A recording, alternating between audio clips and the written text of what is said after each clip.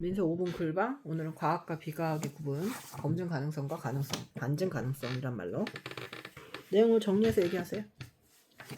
일단은 여기서는 이제 검증 가능성이란 이제 어떤 명제나 가설에 이제 경험적인 사실에 의론적으로 실제로 증명될 수 있는 가능성을 말하는 건데, 이제 사실에 적합한 경험의 차례수가 많다는 얘기가 무슨 말이냐면, 자기가 경험했던 게 전부 다 사실이었고 그 결과가 대부분이었다.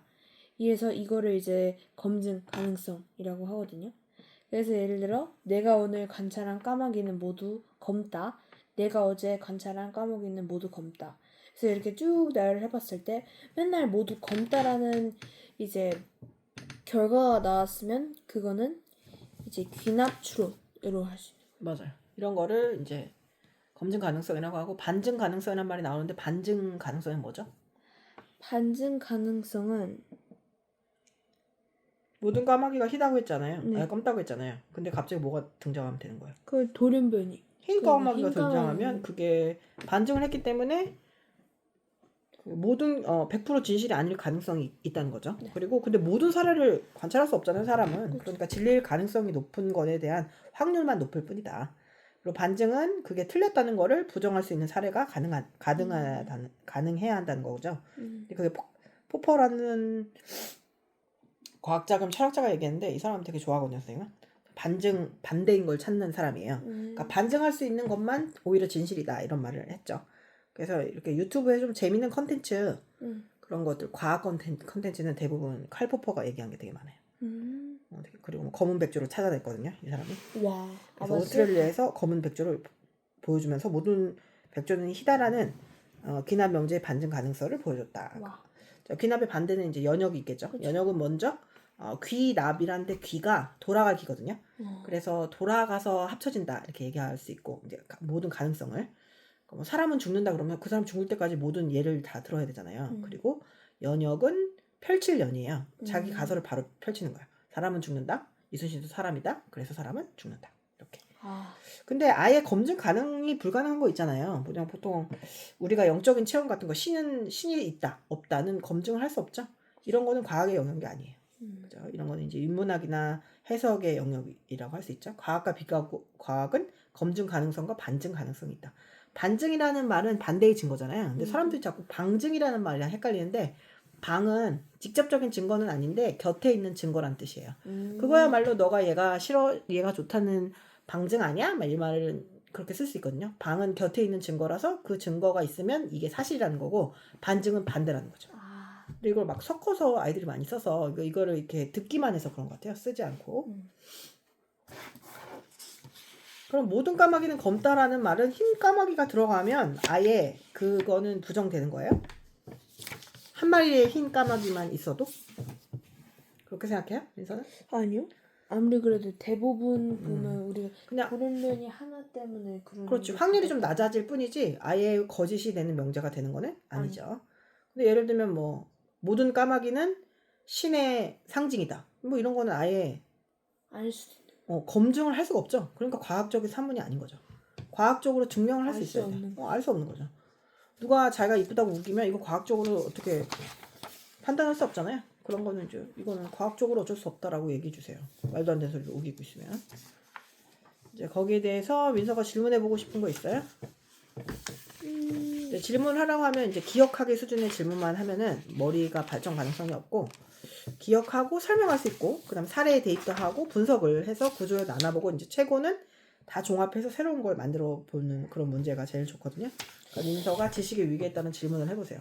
질문하는 방법도 한번 배워보세요. 되게 이 사람이 질문을 하면 그 사람 모든 지적 능력이 다 드러나요.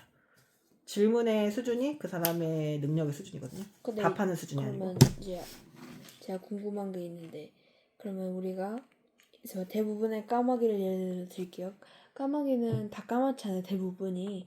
근데 이제 거기서 돌연변이 흰색이 나왔다고 하면 그게 이제 바뀔 수도 있다는 거지. 퍼센트는 바뀔 수 있겠지만 확률이 낮아지죠. 확률은 바뀔 수 있겠지만 가능성은 바뀌지 않는다는 거잖아요. 확률이 가능성이죠. 확률이 낮아지지만 그거 자체가 부정되진 않지. 아니 근데 그런데 그래서 그 흰색 까마귀가 이제 종으로 발전해서 계속 이게 늘어난다고 하면 그럼 어떻게 되는 그런 말도 있어요. 그러니까 흰색 까마귀가 까마귀만큼 많이 발견이 되잖아요. 네. 그러면 아예 그 종을 따로 얘기하지 않을까요? 아, 흰 마귀는 하얗다. 막 이런 식으로 새로운 가설이 나오겠죠. 얘를 까마귀로 규정하진 않을 것 같아요.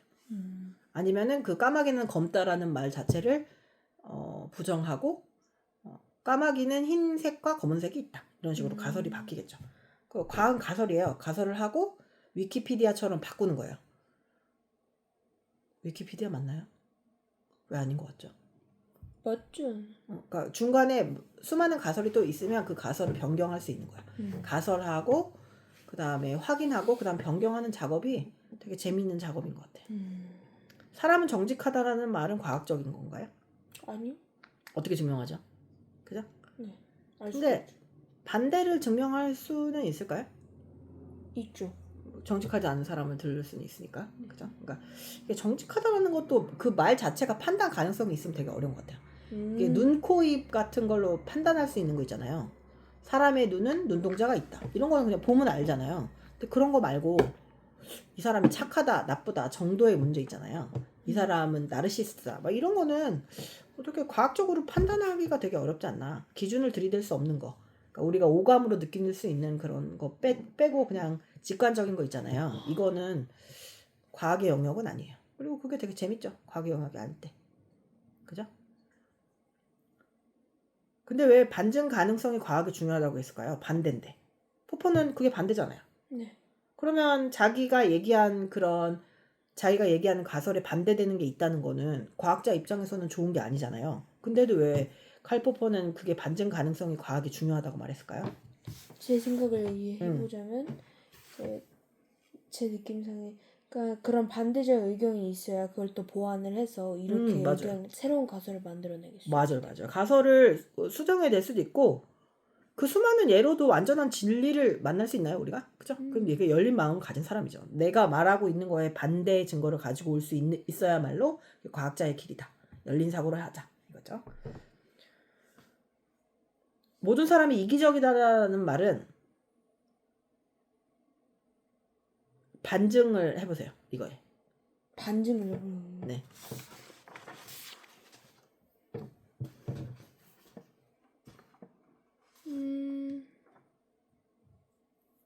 반대로 얘기해 봅시다. 반증 가능하게 바꿔보려면은 이기적이지 않은 사람은 한 사람이라도 있으면 그러면 모든 사람은 그 모든 사람이 이기적이라는 말은 틀린 거죠. 한 사람만 있어도 반증은 여러 가지일 필요가 없어요. 민서의 인생도 민서가 반증이길 바래요. 사람들이 안 된다고 하는 것들이 많거든요. 근데 그건 그 사람이 만든 거잖아요. 막 의대 가기 되게 어렵죠. 네. 근데 선생님은 흑인 의사들을 알거든요. 흑인들. 언어의 한계를 덮고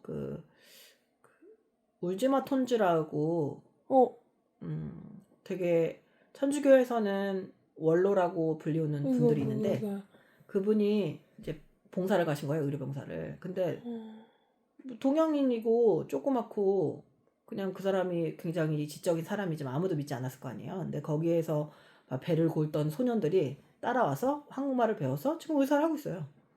이태석 신부님도 약간 그런 역할을 하시고. 그러니까 그게 군자죠. 군자신 거죠. 그러니까 생각을 해보면 한국 사람은 언어의 장벽은 없잖아요. 자기 무식의 장벽은 있겠지만. 근데 외국 사람들도 하니까. 그러니까 그거를 반증 가능성이라는 거는 내가 해보면 되는 것 같아요. 내가 하면은 이제 반증이 되는 거죠. 근데 안 되면은 이제 안 될 거라고 생각하고 안 하면 내가 반증의 역사가 될 수 없는 것 같아요. 그리고 그냥 선생님 알고 건너 하는 사람은 50이 넘어서 의대에 들어갔어요. 근데 그 사람은 돈 많이 벌기 위해서 의대에 간 게 아니라 의료 봉사하고 싶어 했어요. 정말 자식을 제대로 키우고 싶어 했거든요. 자식이 원하는 학교 가고 그리고 나서 자기가 공부를 해서 의대에 가니까 아들들이 되게 놀랬어요. 중도를 머리가 있어. 아무런 사교육을 받지 못했을 거 아니에요. 50살이니까. 그래서 사람은 되게 반증을 하면서 사는 삶이 되게 재밌지 않나. 그러니까 뭔가 가설을 얘기했는데 그 가설에 반대되는 게 나오는데도 너무 좋다. 이렇게 얘기하는 거죠. 뭐 예를 들면 여기는 되게 시골이잖아요. 시골에서 여기에서 수능으로 대학 가는 사람은 없다. 라는 게 있다고 쳐봐요. 시골에서 읍에서는 수능으로 대학을 갈 수 있는 아이가 없다라는 말에 민서가 반증이 되면 돼요. 반증. 그거는 내가 해봐야 되는 일인 것 같아요. 그죠? 그러면 많이 봤다고 그것이 항상 옳다. 이건 맞아요? 그것도 아니죠. 아니죠. 많이 들었다고 그것이 옳다? 아니죠. 근데 그건 편견 아니면 거의 편견. 편견인데 우리가 상식이라고 생각하는 모든 것들이 굉장히 편견이에요. 우리는 중력을 이길 수 없다. 아니에요. 중력을 이기는 70대 할아버지도 있어요. 70대 할머니가 하루에 4시간씩 일해가지고 막 피부가 너무 좋고 4시간씩 막 운동을 한 거예요. 우울증을 잊기 위해서. 그러니까 우리가 모두 중력에 사로잡혀서 살 수 없다. 아니면 50살은 언어를 배우기에 너무 늦었다. 이런 것도 다 파괴되고 있는 신념이죠. 신념과 상식이라는 게 어떤 면에서는 편견일 수도 있어요. 근데 그렇다고 모든 상식이 다 편견은 아니잖아요. 그래서 중요한 게 그 말이 반박될 수 있는 건지 본다는 거는 민서의 말에 누군가 반박을 하잖아요. 그럼 되게 신선하게 봐야 돼요. 그 반박을 왜 나를 무시해? 막 이렇게 생각하면 안 돼요. 네가 뭔데? 내 말을 무시해? 이런 식으로 생각하면 굉장히 다친 사람이죠. 민서의 생각에 반박을 했다는 건 그 사람이 합당한 증거가 있거나 아니면 민서의 생각이 넓어질 수 있는 계기죠. 근데 누가 반박을 하면 일단 기분이 좋지 않죠. 왜? 차이가 얕으니까. 자기의 증거가 5개밖에 없는데 네가 4개를 들고 와서 이거 아니잖아 라니까 화가 나죠. 자기가 한 30개잖아요. 한 2개 들고 와도 괜찮아요. 맞아. 내가 그것까지 참고할게. 그래서 인생은 위키피디아처럼 새로운 증거를 계속 받아들인다. 이렇게. 틀릴 수 있는 용기, 그게 바로 과학과 지식의 출발점이라고 선생님 생각합니다. 틀릴 수 있는 용기가 되게 필요해요. 그리고 반대를 얘기하는 사람한테 느껴지는 호기심이 과학자이자 인간의 되게 장점인 것 같아요. 반대를 얘기하는데 되게 재밌네. 뭐라고? 다시 말해봐. 왜 그렇게 생각하는데? 막 이렇게 얘기하는. 근데 그게 선생님이랑 좀 비슷하지 않은 사람은 좀 따진다고 느끼더라고요. 그래서 아예 얘기를 안 하게 돼요. 심심해요. 따지는 거 아닌데. 민서도 그렇게 생각해요? 민서 친구 중에 잘 따지는 애들 있잖아요. 자꾸 얘기하면 얘 왜 이래? 걔네는 무맥락인데. 무맥락이에요? 맥락이 없다고요? 근데 지금 13살, 14살이라서 맥락을 가지기엔 너무 어린 나이 아닐까요? 그래도 뭔가 누가 민서한테 잘 지내? 민서가 어떤 애한테 잘 지내? 이랬더니 걔가 잘 지낸다는 게 뭔데? 막 이래가지고 민서가 이 새끼 또 시작이네? 이렇게 생각했대잖아요. 그것처럼 정말 궁금할 수도 있거든요. 나도 항상 궁금했거든요. 잘 지낸다는 게 뭘까? 사고 당하지 않는 걸까?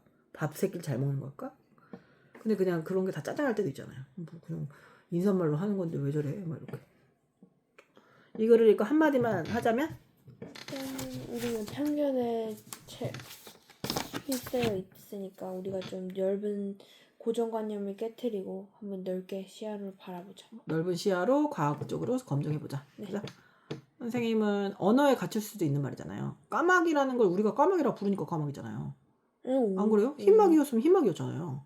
그러니까 말 자체에 언어에 갇혀 있는 것, 까마귀가 까맣다라는 거는 까마귀로 규정했기 때문이에요. 그래서 언어학만큼이나 재미있는 과학, 반증의 가능성이라고 하고 싶어요. 다음에 또 얘기하고 싶은 거 있어요? 선생님 민서하고 이제 질문의 수준에 대해서 얘기해 보고 싶거든요. 지식 수준으로 무엇입니까? 무엇이에요? 이거에서 벗어났으면 좋겠어요. 코코에 대해서 얘기하고 싶어요. 코코는 잊혀지고 있는 거에 대한 얘기거든요. 각자의 사정. 슬퍼요. 근데 누군가가 나를 잊는다는 게 나는 괜찮아요. 근데 그게 내 가족이면 너무 슬플 것 같아. 아니 심지어 그 얼굴도 이렇게 찢어져서 그 자기 자손 자기 피인데 그걸 도와달라고 한다는 게 너무 잔인한. 맞아요. 그죠? 그때 어렸을 때는 그걸 이해하지 못했어요. 아빠가 떠나가는 걸 이해했어요?